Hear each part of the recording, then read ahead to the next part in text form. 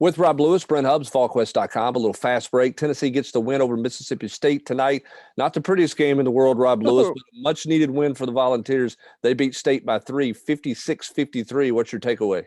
Yeah, I mean, when you said it, I mean, everybody's going to call it an ugly win, and it certainly was. But after dropping 2 last week to Florida and Missouri, it's one Tennessee really had to have. I mean, they lose this one tonight, and you start really questioning whether or not they're an NCAA tournament team. And I think that's with the way they played these last 3 games, I think that's still maybe not exactly an unrealistic discussion if they can't find something. But I don't want to poo-poo the win because I mean they gritted one out. They did something they hadn't done all year, which was claw it back after they were down and close one out at the end. They've really not been in a position where they had to come back in the second half, and then they're able to do it.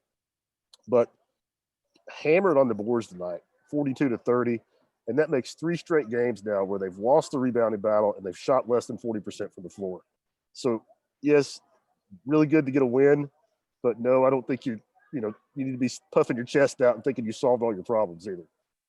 Well, certainly not. And again, I mean, we've talked about it. You talked about it in the preseason. The rebounding stuff was going to be a concern because of kind of their bigs in the post.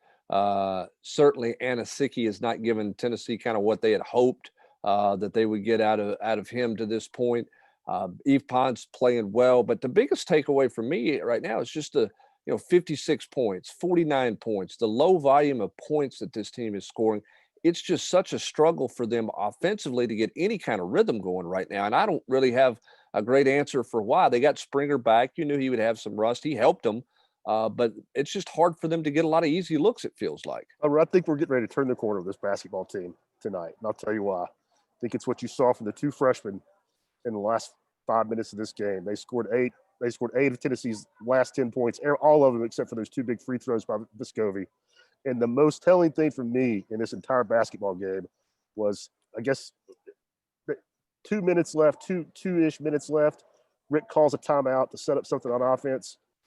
He doesn't set the play up for Fulkerson. He plays a 2-man game with Keon and Jaden, in which Keon ends up driving and getting fouled. He tried to post Jaden up, worked it around a couple times, and then Keon got the ball on the wing, drove, and that's when he got fouled, hit those 2 big foul shots that put him up 56-51, or maybe not 56-51, but it made it a 5-point game. And that to me said more than anything else about the way the head coach is feeling about his basketball team right now. I was going to ask you, I thought down the stretch that it was all about playing the freshmen. And is that just the reality of things? They're the 2 best players and they're going to have some nights where it's tough, but we all wondered early in the year when they got in a tight game, where would the ball go? And we all talked about Fulkerson and Vescovi, but it was put the ball in Springer's hands and go make a play or get it to Keon Johnson. And Johnson had a huge, and one, in the close and down the stretch in the last 5 minutes or so, as you mentioned. I mean, they were kind of the guy. I mean, to me, it feels like it's those 2 and find a way for Yves Pons to score. That's what it feels like this offense is for me. I think it's getting ready to change it up. I mean, I'm not saying Fulkerson's not going to be part of the things, but I think that he's going to play through Keon and Jaden now. I'll be stunned if they don't both start next game.